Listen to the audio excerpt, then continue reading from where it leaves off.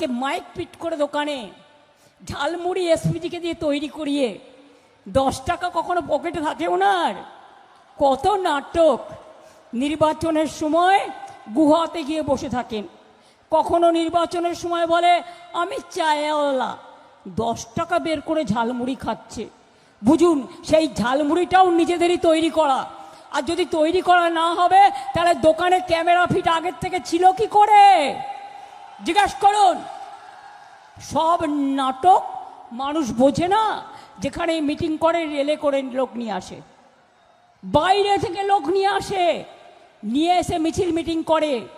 কোনো একটা এজেন্ট দেওয়ার ক্ষমতা নেই, বাইরের এজেন্সিকে দিয়ে আর ভাবছে প্রশাসনকে চাপ দিয়ে।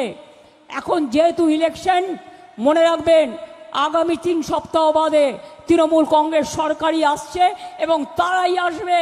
কোনো রকম ইভিএম মেশিন যাতে লুট করতে না পারে, পোলিং স্টেশন থেকে শুরু করে একদম পৌঁছে দেওয়া পর্যন্ত সেন্ট্রাল ফোর্সকে দায়িত্ব দেওয়া হয়েছে আপনাদের পোলিং ইভিএম মেশিন লুট করবার।